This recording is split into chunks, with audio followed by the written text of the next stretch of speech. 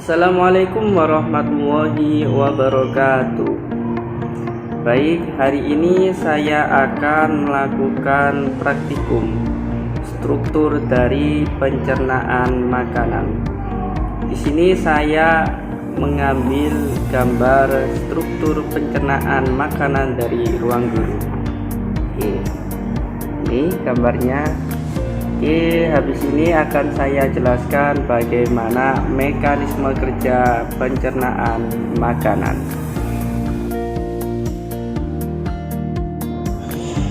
Mekanisme organ pencernaan dimulai dari mulut, di mana makanan dikunyah dan dicampur air liur, kemudian ditelan melalui kerongkongan dengan gerakan peristaltik.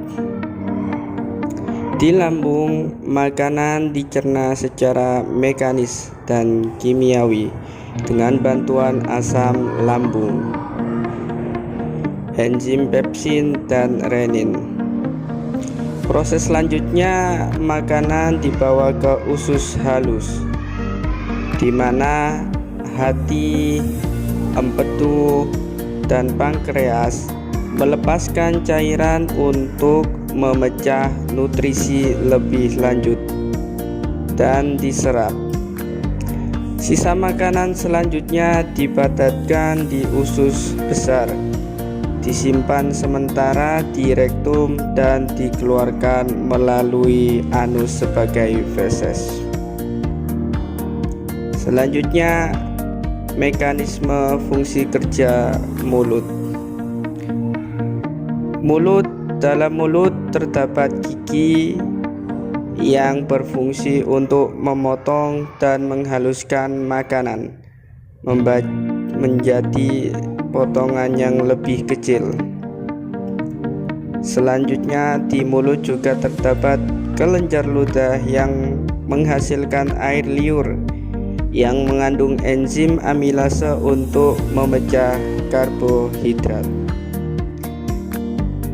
Selanjutnya, dari mulut, makanan turun ke kerongkongan atau esofagus sebagai saluran penghubung antara mulut dan lambung.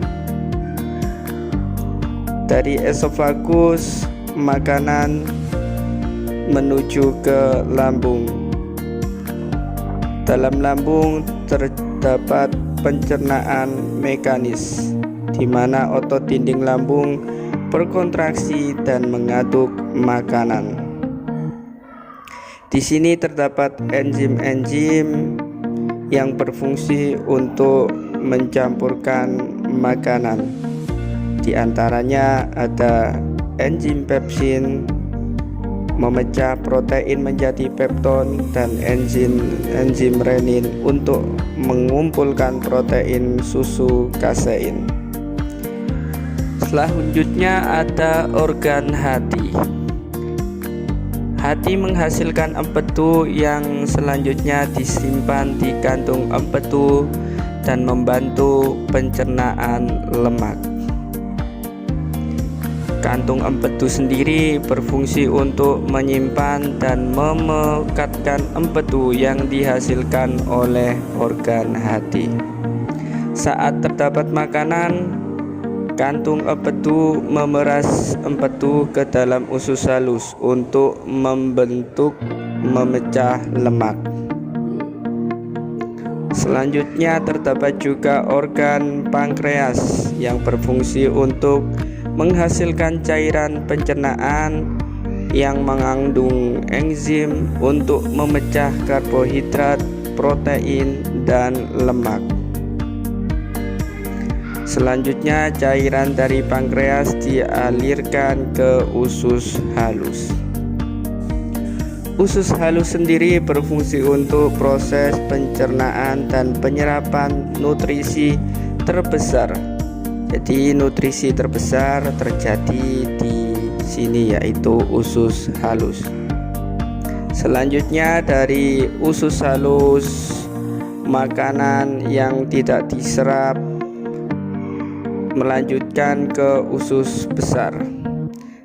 Jadi di usus besar makanan menyerap kembali air dari sisa makanan yang tidak tercerna, membantu memecah sisa makanan dan menghasilkan vitamin K, mengubah sisa makanan menjadi limbah padatan atau feses.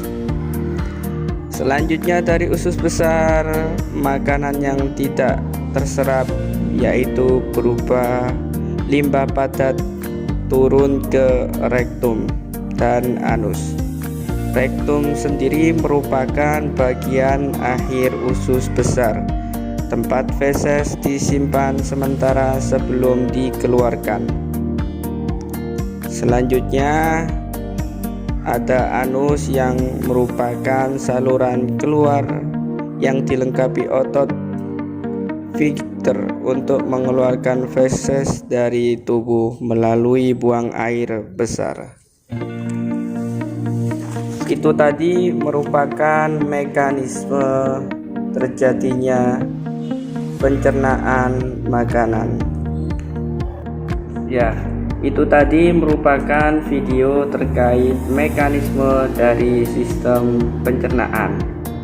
Jadi kesimpulannya, mekanisme sistem pencernaan ini terkait satu dengan yang lainnya, yang dimulai dari mulut hingga proses pengeluarannya ke bagian anus yang berupa padatan. Terima kasih. Wassalamualaikum warahmatullahi wabarakatuh.